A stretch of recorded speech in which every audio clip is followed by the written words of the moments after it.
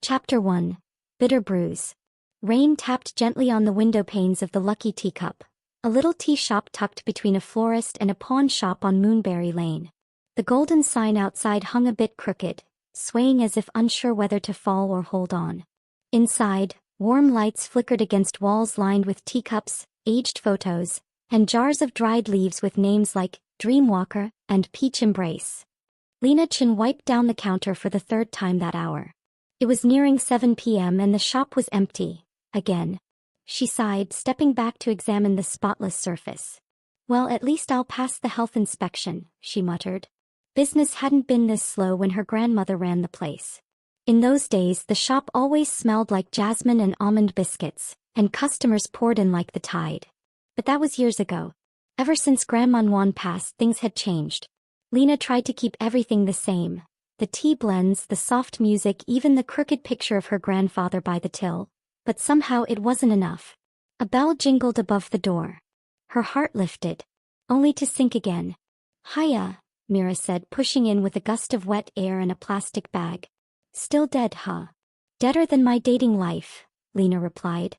Mira grinned, shaking off her umbrella. "That bad?" Lena gestured to the empty room.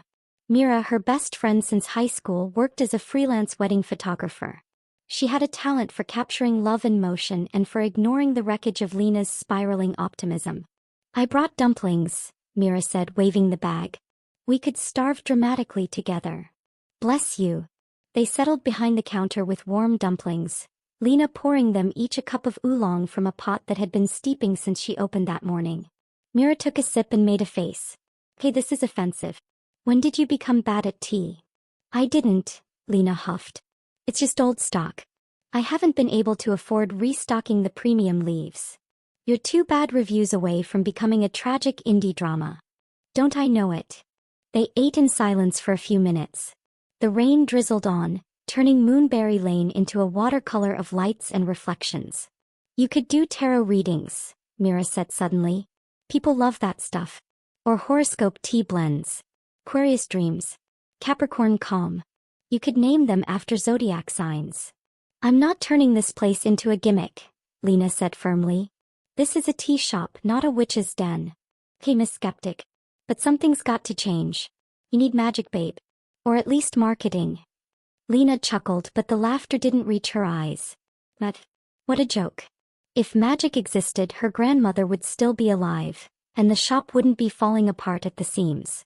Later, after Mira left with promises to return and bring vibes, Lena began her usual closing routine, stacking chairs, cleaning cups, and flipping the open sign to closed. She moved to the back room, where an old cabinet housed her grandmother's belongings, mostly covered in dust. She rarely opened it. But tonight, with the thunder grumbling like a tired giant and her mood teetering on the edge of defeat, she reached for the key hanging on a ribbon from a nail above the frame. The lock clicked softly. The scent of sandalwood and dried chamomile wafted out as she pulled the doors open. Inside, bundled in red silk and tied with a faded golden thread, was a small wooden box she didn't recognize. The wood was carved with tiny crescent moons and stars. Her grandmother's handwriting was etched on a label, Stardust. Lena blinked. "That's not one of our blends." She carried it out to the counter and gently unwrapped it. Inside was a pile of deep midnight-colored tea leaves that shimmered slightly under the light.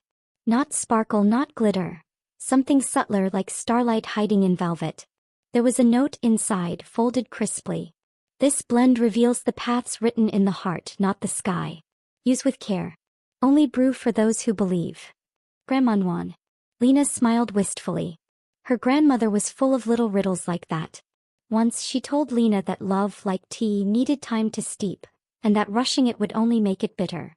Well, life had definitely steeped long enough. Shrugging, she grabbed her favorite porcelain cup and brewed a small batch of the Stardust tea. The scent that rose was unlike anything she had ever smelled, floral and earthy, but laced with something almost celestial. Like the air right before a meteor shower. She took a sip. It was smooth, warm, and slightly sweet, like jasmine kissed with vanilla. But when she finished, something strange happened. The remaining leaves in her cup had arranged themselves, not in a mess but in distinct shapes. A heart. A star. A small arrow.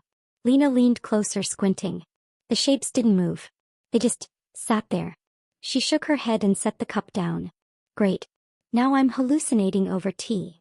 Still, the shapes stirred something old in her. Some childhood memory of watching Grandma Nguyen trace tea leaves with her finger, whispering fortunes for customers who swore she predicted their marriages, children, and sometimes even their deaths.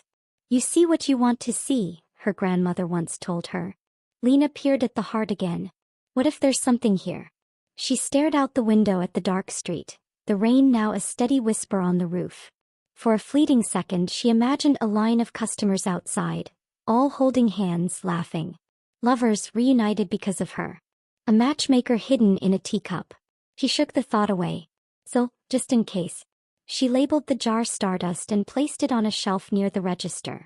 Tomorrow maybe she'd offer a free reading to anyone curious. After all, what did she have to lose? Chapter 2: The First Fortune. The next morning dawned with a gentle glow, the sky streaked with pastel blues and the faintest hints of pink. Lena arrived at the Lucky Teacup earlier than usual, inspired by a flicker of curiosity that had settled in her chest like a new leaf. She brewed her first pot using the usual Earl Grey, then hesitated. Her gaze drifted up to the new jar, Stardust, now sitting like a secret on the top shelf. Was it all just imagination last night? She reached up, pulled down the jar and turned it over in her hands. The shimmer of the dark leaves caught the morning light again, as if Stardust truly danced between them. With a shrug and a private smile, she brewed a single cup and set it beside the cash register, like a silent dare to fate. The bell above the door jingled. Good morning, Queen of Caffeine Alternatives. Mira called as she swept in dramatically, sunglasses on despite the cloudy sky. She plopped a magazine on the counter. You've got to read this horoscope column. Scorpio men are back on the danger list. Lena laughed. As if you needed a magazine to tell you that. I need something, Linz. I've had 3 dates this week and not one of them ended with fireworks. Maybe you're drinking the wrong tea. Mira raised a brow. Oh, was that a sales pitch? Maybe. Lena's tone turned teasing. I have something new. Magic tea leaves. Mira froze mid-sip of her usual rose blend. I beg your enchanted pardon? Lena gestured toward the jar. I found them last night in Grandma's cabinet. It's called Stardust.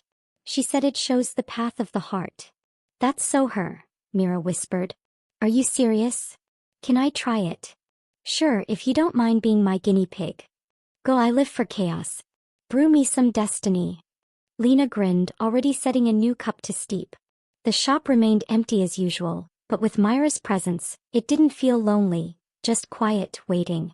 A few minutes later, Lena placed the delicate china cup before her friend and watched as Mira drank it with the dramatic flair of a fortune seeker in a rom-com.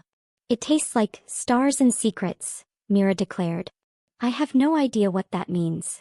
Neither do I. What now? Now we read the leaves. Lena took the empty cup and turned it carefully, draining the remnants and revealing the scattered leaves inside. Grandma used to say the shapes would come to you. Just look. Don't try too hard. Mira leaned in, eyes squinting. Hey, I see a shoe. Really? Yes. Red sneakers. And a sun? No, wait, it's a circle with rays. Totally a sun. A sun and red sneakers. Great. You're dating a morning jogger. Knew this is fate, Lena. I'm going to meet someone wearing red sneakers and a sun tattoo. Lena raised a brow. You sound awfully convinced. Don't you dare doubt your own magic. This is going to happen. Lena chuckled but said nothing. She tucked the memory away like a folded note in her pocket. Myra's prediction became a running joke over the next few days. Every time someone walked by in red shoes, she'd text Lena a dramatic photo captioned, "I at him?" It brought laughter to Lena's otherwise quiet workdays. She didn't believe in the tea's magic, but she liked how it made Mira smile. Then 3 days later everything changed. It was Thursday evening when Mira burst into the shop, hair wind-blown, cheeks flushed. You won't believe this, she gasped, slamming her bag on the counter. Lena blinked. What happened? I was photographing that food festival by the river, right? And I dropped my lens cap. This guy picks it up, wearing red sneakers, and he's got a sun tattoo on his wrist. Lena froze. You're kidding. I am not. His name is Tyler. He's a muralist from the city. And get this, he loves tea and astrology. We talked for 2 hours. He asked for my number. Lena stared at her, speechless. Mira leaned forward. Girl, your tea works. Lena sat down slowly, her mind buzzing. It could be coincidence. Or the leaves don't lie. The next morning, the Lucky Teacup had 3 new walk-in customers, all asking for the Soulmate tea. Mira, never one to keep a magical secret, had posted a cute TikTok that now had over 8,000 likes. Her caption read, "She predicted my soulmate with tea leaves. Red sneakers plus sun tattoo equals boom. Hashtag magical matcha hashtag soulmate bro." Lena's face was buried in her hands by the time the 4th person arrived and said, "Hi, are you the tea lady who finds soulmates?" Despite her protests, word had already spread like honey on a hot summer day. By the weekend, the shop was fuller than it had been in years. Customers lined up for readings, taking selfies with the jar of stardust and tagging Lena as hashtag loveleaflady. Some asked for fate. Others were skeptical. Some just wanted to post about it. Lena found herself surprisingly good at it. She'd brew the tea, drain the cup, study the leaves. Sometimes she saw shapes. Sometimes she didn't. But the moment she described what she saw, people lit up, hope blooming like petals. Whether it was a bird, freedom, an hourglass, timing, or a pair of shoes, a journey, they believed. And they smiled. And smiles, Lena realized, were worth more than sales. She bought new cushions. Fixed the crooked sign. Hung fairy lights by the windows. She even made a little chalkboard sign that read, "Sparkles, find your fortune in a cup, sparkles." Now serving stardust, tea for the heart. By Tuesday, the Lucky Teacup had made more money in 5 days than in the previous 2 months combined. But as the crowd poured in, so did a quiet ache Lena hadn't expected. Every person left with a fortune and a new glimmer of hope. But none of those fortunes were hers. None of the teacups held a future for Lena Chin. That night, after the shop closed and the lights were dim, she stood in the quiet and stared at the now half-empty jar of stardust. Just once, she thought. Just one reading for myself. She boiled the water. Measured the leaves. Let them steep with trembling hands. She drank slowly, carefully, until only the leaves remained. With bated breath, Lena turned the cup over and waited. When she looked, the shapes took her breath away. A constellation. A heart. And was that a moon? Her fingers trembled. A strange warmth fluttered in her chest. She didn't know what it meant. Not yet. But for the first time in a long while, Lena felt something stir. Not belief. Not certainty. Just the gentle, giddy pull of possibility. Chapter 3. Matchmaking Mayhem. By the end of the 2nd week, the Lucky Teacup was unrecognizable. What used to be a quiet, sleepy corner of Moonberry Lane had become a buzzing little hub of whispered wishes, hopeful glances, and excited chatter. Lena barely had time to sit down anymore. The bell above the door rang so often she began hearing it in her sleep. She never expected the enchanted tea leaves to become an overnight phenomenon. The shop's cozy interior was now constantly filled with young couples, middle-aged romantics, and even skeptical tourists who'd seen the viral TikToks and wanted to test the magic for science. At first, Lena enjoyed the rush. There was a kind of rhythm to it. Boil the water, steep the stardust, swirl the cup, decipher the leaves. It became her little ceremony, equal parts performance and poetry. People were falling in love with the ritual just as much as the possibility of fate. But by the end of week 3, the joy had started to fray at the edges. Okay, next. Mira chirped, flipping a page on the sign-in sheet. Married couple. Oh, I love those. Lena wiped her hands on a tea towel and smiled as a couple in their 40s approached the counter. The woman beamed. My sister came last week and found someone at her yoga studio 3 days later. She said you told her she'd meet someone while upside down. Lena laughed. Well, I hope your fortune doesn't require acrobatics. They all chuckled and she prepared the tea, slipping into the familiar dance of spoon, steam, and steep. The stardust leaves released their signature soft glow in the water, and the sweet floral scent calmed her nerves.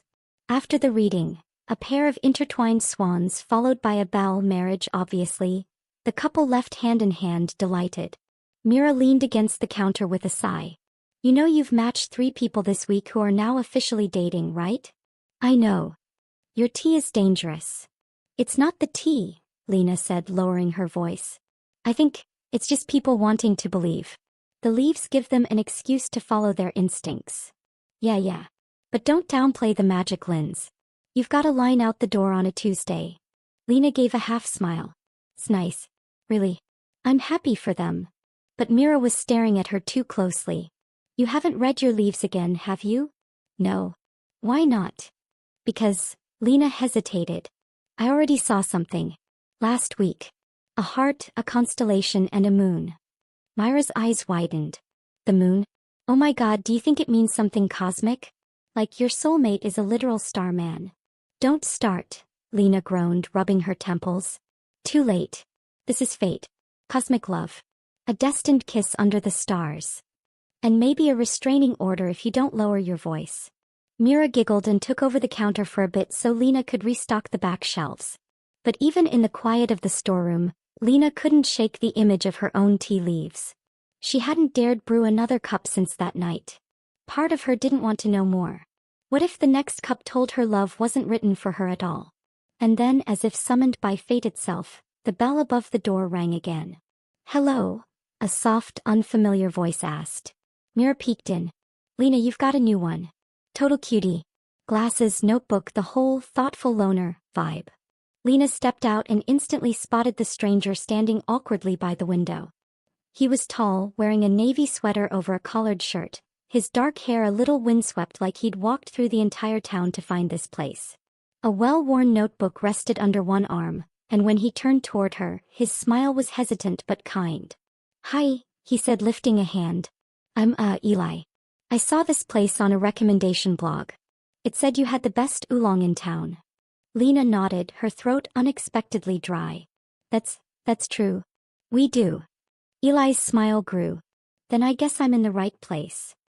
He sat near the window, pulling out his notebook and a pen as if preparing to journal. He didn't ask about Stardust. He didn't mention soulmates.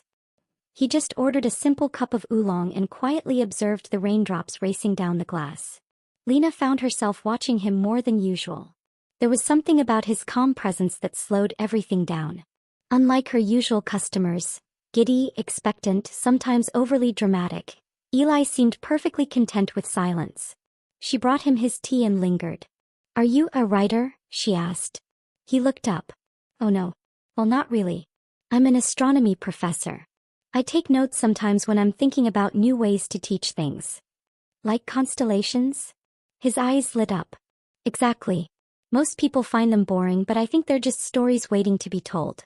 Like fairy tales in the sky. Lena smiled, taken aback by how poetic that sounded. That's beautiful. He shrugged, a little embarrassed.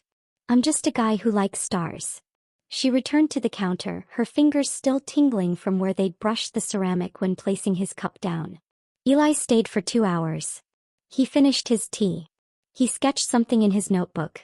Then he quietly thanked her, left a generous tip and promised to return. When the door closed behind him, Lena exhaled. Mira appeared beside her like a ghost. He has a moon tattoo. What? Lena spun. Myra's eyes were wide. I saw it when he reached for his notebook. Inner wrist. Tiny crescent. Lena. No. That doesn't mean anything. You saw a moon in your cup. It could mean night or mystery or cosmic love. I told you. Lena pressed a hand to her chest. She hadn't felt this fluttery in years. But she didn't want to believe it yet. Eli was just a customer. A lovely, thoughtful one, yes, but not some fated soulmate summoned by tea leaves. Right? The next day Eli returned. He ordered the same tea. He sat in the same seat. He asked Lena about the origins of her tea shop, about her grandmother, about the name, Stardust, on the jar everyone seemed to be whispering about. So, he asked gently, is it real? Lena tilted her head. Is what real? The tea. The matchmaking. She hesitated. I think. The tea doesn't create anything that isn't already possible. It just helps people believe. That might be the real magic. Eli nodded slowly. That's a nice way to put it. They smiled at each other across the counter. And for the first time in a long while, Lena didn't feel like the girl reading everyone else's fortunes. She felt like she was stepping into one of her own. Chapter 4. The Man with the Moon Notebook. The first time Eli stayed past closing, it was almost an accident. Lena had lost track of time. too busy listening to him talk about lunar eclipses and ancient sky maps drawn by monks who thought comets were omens of heartbreak. She was fascinated not just by the stories but by the way Eli told them. His voice was gentle, low, like it had been steeped in silence and starlight. He didn't talk like a man who wanted attention. He spoke like someone who had kept most of his thoughts to himself for a long time, and was only now remembering how to share them. And did you know the moon's orbit is gradually moving away from the Earth? Just a few centimeters a year, he said, sipping his second cup of oolong. Eventually there will be no more total solar eclipses. The moon won't be big enough to block the sun. Lena blinked. That's weirdly sad. He smiled. Right. It's like the sky is growing apart. Outside, the street lamps had flickered on without her noticing. Most of the other shops had already closed. Moonberry Lane was quiet, lit with the soft hum of twilight. Oh no, Lena said suddenly. I should have closed an hour ago. Why didn't you say anything? Eli looked up, surprised. I didn't realize either. I was comfortable. That one word made Lena's heart flutter. Comfortable. That's exactly what he felt like. Not a spark or a firestorm, but the warm cup of tea you didn't know you needed until it was in your hands. She let him stay while she cleaned up, and he offered to help gather the chairs. She declined but thanked him, smiling at how natural it felt having him there during her most mundane tasks. As he left, he paused by the door. Do you believe in fate? He asked quietly. Lena hesitated. I think people find what they're looking for whether they realize it or not. He nodded once. That's fair. Then he was gone, leaving behind the lingering warmth of steeped oolong and a hint of moonlight. By the next week Eli had become a regular. He never asked for stardust, nor did he sit in the fortune-telling line with the others who were eager for signs of heart-shaped clouds or initials in their tea leaves. He just came in, sat by the window, ordered his favorite blend and wrote in his notebook. Lena noticed everything about him. The way he ran his thumb along the spine of his notebook when he was thinking. The way he sometimes murmured phrases under his breath before writing them down. The way he smiled, small, shy, and only when he meant it. And yes, the moon a simple crescent on the inside of his left wrist. Elegant. Unassuming. Just like him. He thought of her own reading again. Heart constellation moon. Her fingers itched to brew another cup of stardust for herself to confirm it.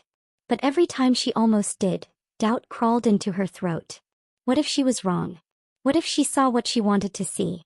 What if Eli was just a kind man with a beautiful mind, and she ruined it by wishing for more? Have you told him? Mira asked one afternoon, watching Eli from behind a curtain of ivy in the front window.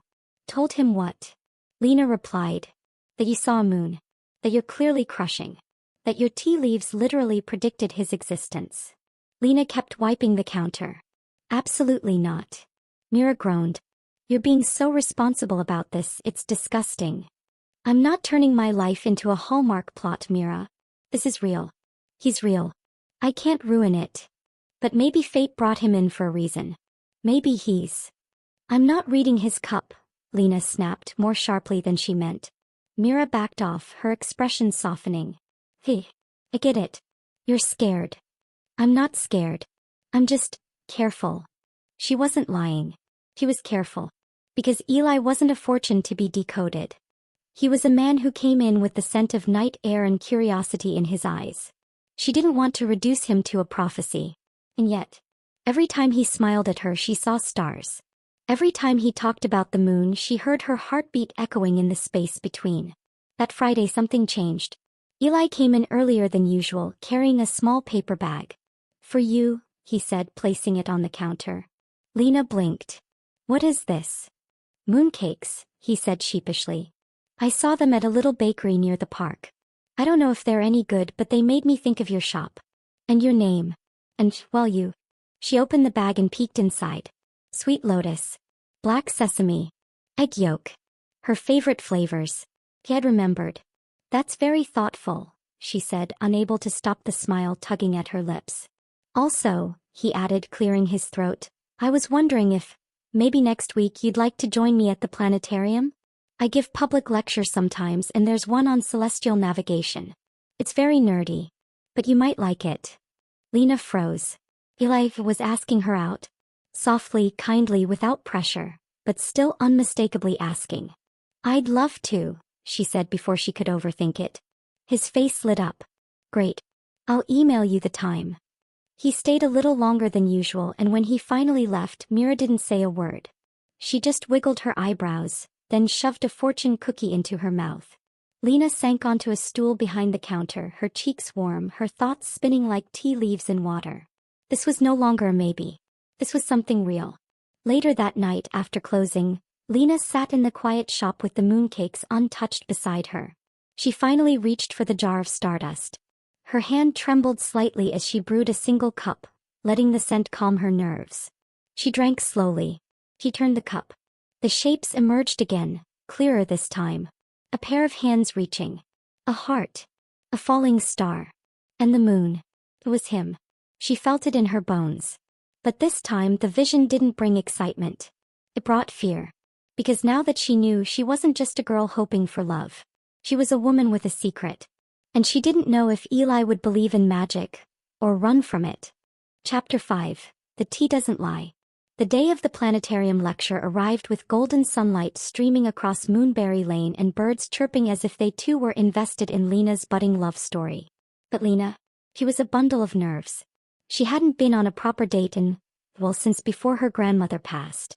And certainly not with anyone like Eli Morgan, the man who made moon facts sound like poetry and bought her mooncakes without expecting anything in return. She stood in front of the mirror, smoothing down her navy blouse for the 4th time. Her hair was tied half up with a gold pin shaped like a star, a quiet nod to the man who had slowly become her favorite part of every day. As she locked up the lucky teacup early for the first time in months, her eyes drifted toward the jar of stardust sitting peacefully on the shelf. The leaves had shown her this path, hadn't they? But that same thought came with a pang of uncertainty. What if he finds out? Eli didn't believe in fate. He believed in stars, yes, but not in prophecies. He'd said it himself the first week they met. Destiny is just a story people tell to make chaos feel safe. Lena swallowed that thought, tucked it behind her lip like an unsaid sentence, and left for the lecture. The planetarium was small but beautiful. Star maps lined the walls, and above them, a domed ceiling projected constellations that rotated slowly as the room dimmed. Eli stood at the front, notebook in one hand, laser pointer in the other. He spotted her the moment she entered and waved, his smile soft and boyish. Lena smiled back, her nerves settling just enough to let awe take over. She found a seat near the front. Eli spoke with the same quiet passion she had come to love. He talked about Polaris and ancient sailors who navigated by the stars, how humans once believed stars were holes in the heavens. How even now, with all our science, we still look up and wish. When the lecture ended, the small audience clapped and the lights slowly brightened. Eli made his way to her side. "Did I bore you?" She shook her head. "You made the stars feel personal." He blushed lightly. "Good. That's all I ever hope for." They walked together to a little cafe nearby, ordered chai lattes, and sat outside beneath the early evening sky. "You've got a way of seeing the world," Lena said, watching his fingers wrap around the paper cup. "It's different. Gentle. That's not something people usually say." "They should." He glanced at her, thoughtful. "And you? Do you see things others don't?" Lena stiffened. It was a casual question, but it hit close. "I read tea leaves." He smiled. "Yes. That's what everyone says. That your shop has magic in it." Lena hesitated. "Do you believe it?"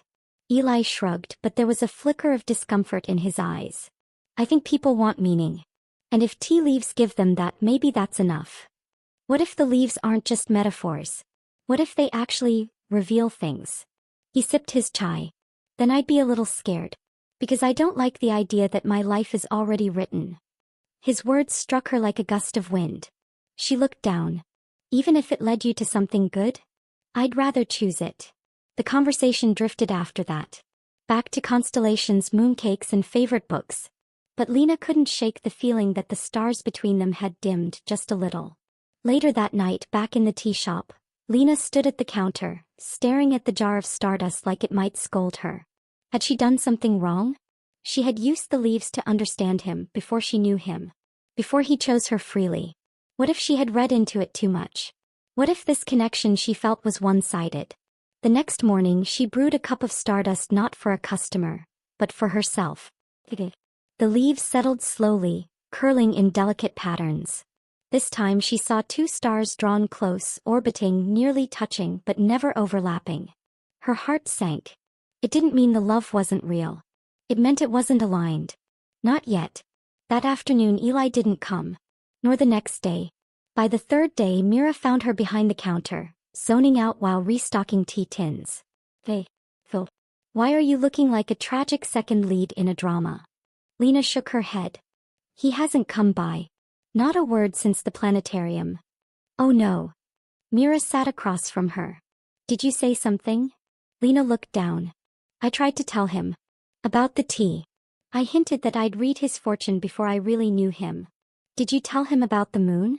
No. But I think he sensed something. He didn't like the idea of fate. Mira sighed. It's because he's been hurt. You said he lost someone. I don't want him to feel manipulated.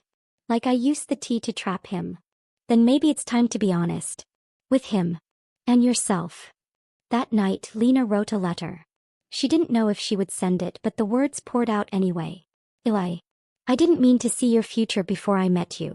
But the moment I saw the moon in my cup I hoped it meant something. That it meant you. But now I realize, if love is real it isn't written in tea leaves or stars. It's written in moments. In choices. And I want you to choose me. Not because a fortune told you to, but because you feel it too. Yours, Lena. She folded it. Left it beneath the jar of stardust. And waited. The next morning, a small package sat on the tea shop counter when she opened the door. No name. No card. Just a worn notebook. Eli's. She opened it, her hands shaking. Inside on the first page was a sketch of the lucky teacup, detailed with fairy lights, tea jars and the sign slightly crooked. And written beneath it. Maybe fate only shows the door. The rest, we walk through together. Her tears blurred the page. She didn't need tea leaves to read this future. Because the next time the bell above the door rang and she looked up to see Eli standing there, his smile a little nervous, his eyes full of something unspoken, Lena finally understood. The tea never lied. It had simply waited for them both to believe. Chapter 6. Stars Crossed. The first time Eli kissed Lena, it wasn't under the stars or in the glow of some mystical prophecy. It was in the back room of the Lucky Teacup, between an overstocked shelf of chamomile tins and a dusty stack of handwritten recipes from her grandmother. It happened on a Tuesday afternoon.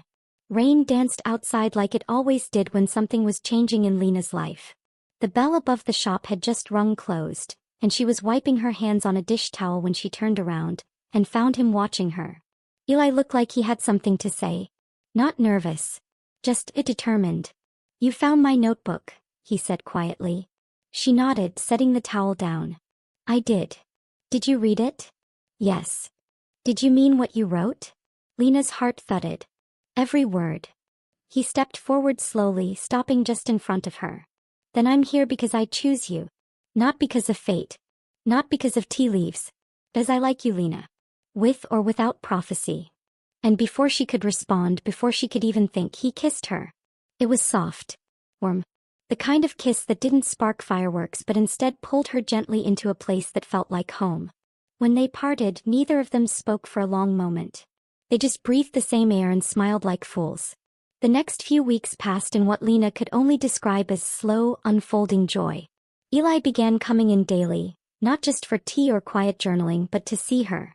He brought her favorite pastries, stayed past closing, shared astronomy trivia, and listened like the world narrowed every time she opened her mouth. They didn't tell the customers about their budding relationship. It felt too new, too precious to put on display. Like an unspoken wish waiting for its final steep. Mira of course knew everything. You're glowing, she teased one morning while arranging pastries near the front. Like literal post-kiss luminance. What did he do? Whisper a galaxy into your ear. Lena laughed. He talked about a comet that comes once every 70 years. Oh baby, Mira fanned herself. That's space foreplay. Stop it. I'm happy for you, Mira said more gently. I really am. You look like you're not carrying the whole world anymore. Lena paused at that. Guess it was true. For the first time in years, she didn't feel like she had to hold the shop, her grief, and her future together with trembling fingers. Eli didn't try to fix her. He just stood beside her, steady like Polaris in a sky of changing stars. But not everything was perfect. Because even as love bloomed, doubts lingered. Eli still didn't know everything. He didn't know the full extent of what Lena had seen in the tea. He didn't know she had read her own leaves twice, searching for him in the shapes. And as their bond deepened, so did the guilt. It came to a head one quiet Thursday. The shop was nearly empty, the early spring sun soft through the windows. Eli had brought in a small telescope to show her a rare planetary alignment happening that night. You'll be able to see Venus and Jupiter close together, just after sunset, he explained, adjusting the dials. It's rare. Beautiful too. I'd love to see it, she said. Great. I'll pick you up after work.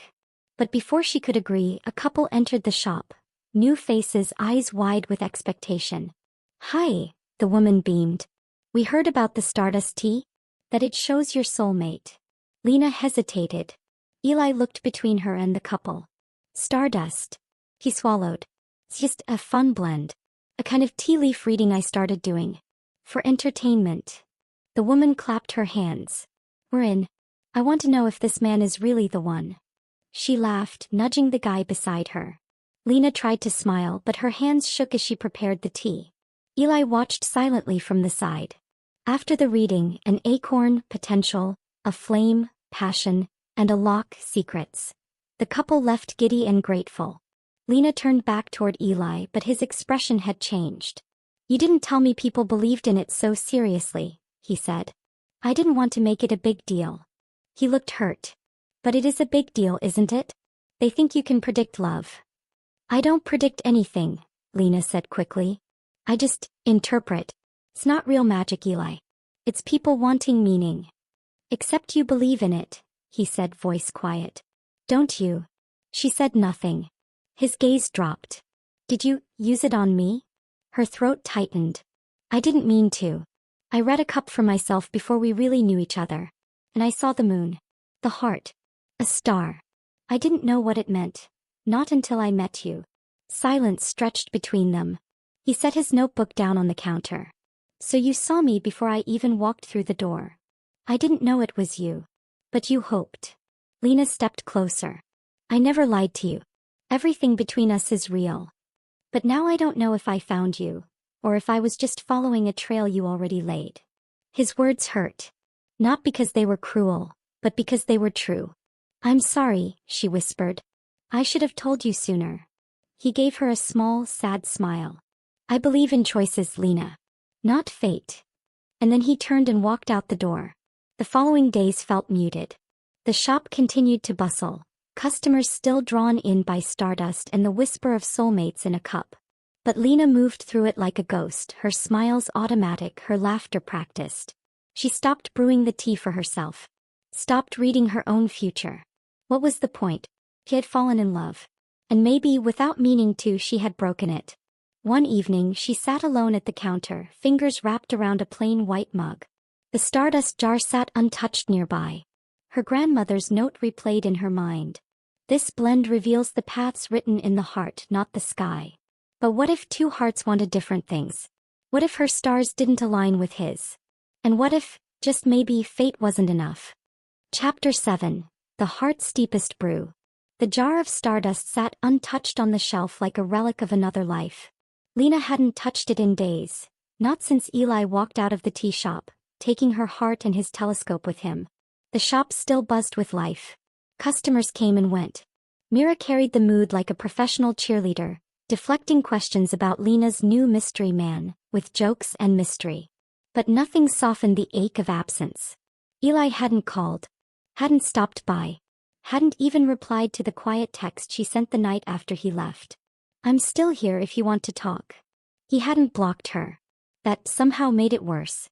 Drink the tea, Mira insisted one evening, holding out a steaming cup. Lena shook her head. I don't want to know what it says.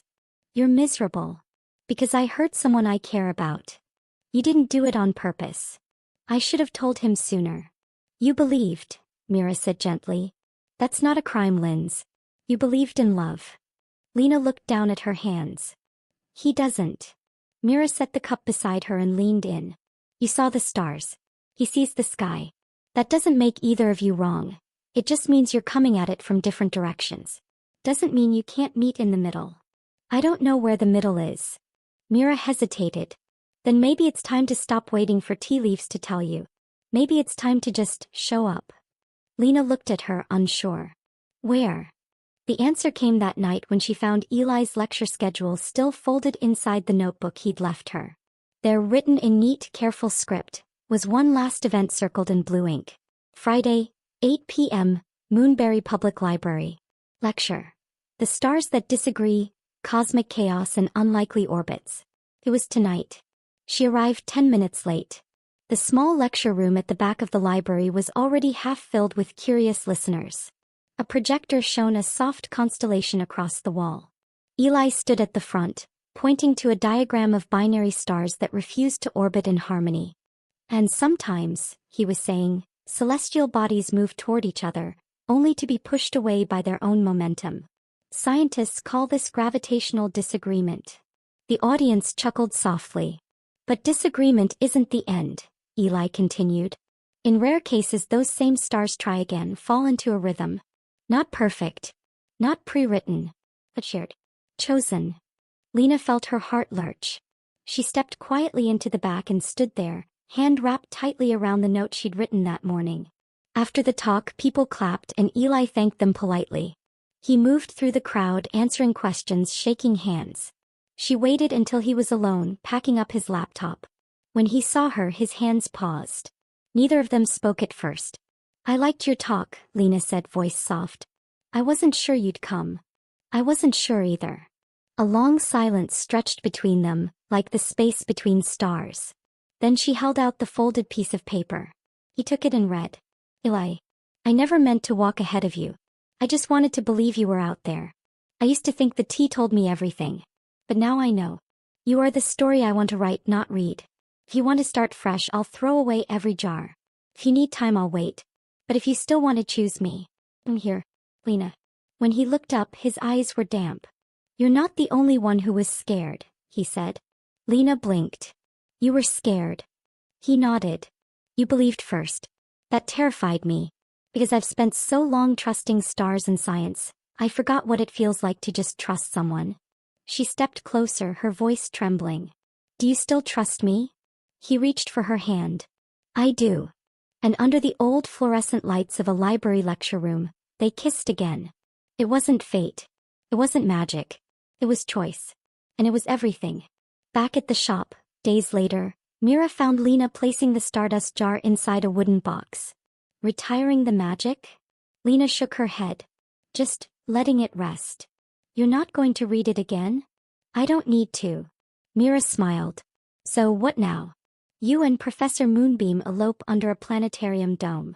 Lena laughed. We're taking it slow. Writing our own constellations. And just like that, the lucky teacup settled into a new rhythm. One where magic wasn't needed every day. Because sometimes, a shared cup of oolong and two people who chose each other, that was more than enough. Chapter 8. Written in steam, sealed in choice. Spring in Moonberry Lane arrived slowly, like a shy visitor who didn't want to disturb the rhythm of the town. Warm sunlight kissed the pavement, flower boxes overflowed with lavender and mint, and the windows of the lucky teacup gleamed like they'd been waiting for the light. Inside, the shop had changed in quiet, gentle ways. The cluttered shelves were now lovingly organized, the sign out front was straightened, and a new table had been added near the window, one big enough for 2 cups and a shared notebook. Eli sat there most mornings, scribbling lecture notes or sketching constellations between sips of tea. He still ordered oolong. Still brought Lena mooncakes on Thursdays. Still got embarrassed when she caught him staring. Lena had changed too. Not dramatically. But she smiled more easily. Laughed more freely. And for the first time in years she felt like she was steeped in her own story, not just reading other people's fortunes. I still don't know what the tea saw, Lena said one afternoon, curled up beside Eli on the bench in the back garden. Was it you? Or just hope? Eli leaned his head against hers. Maybe it saw both. You still don't believe in fate, she teased. No, he said. But I believe in you. And you believed in me before I even walked in. She looked down at her teacup, the dregs swirling in soft, lazy circles. It's funny. I thought the leaves would tell me everything. That they held all the answers. They did, he said. She blinked. What do you mean? He reached for her hand. They showed you your own heart. You just had to trust it. She didn't answer right away. Instead, she let the silence stretch like sunlight between them. She was learning that not all answers came quickly. Some steeped slowly like the strongest brew. Others arrived only after you stopped asking. Later that week, a woman entered the shop holding a flyer. She was older, dressed in travel-worn layers, with soft eyes and hands that trembled slightly when she set her cup down. I heard you do readings, she said almost apologetically. Lena smiled gently. We do. If you'd like. The woman hesitated. I lost my husband 5 years ago. Haven't touched tea since.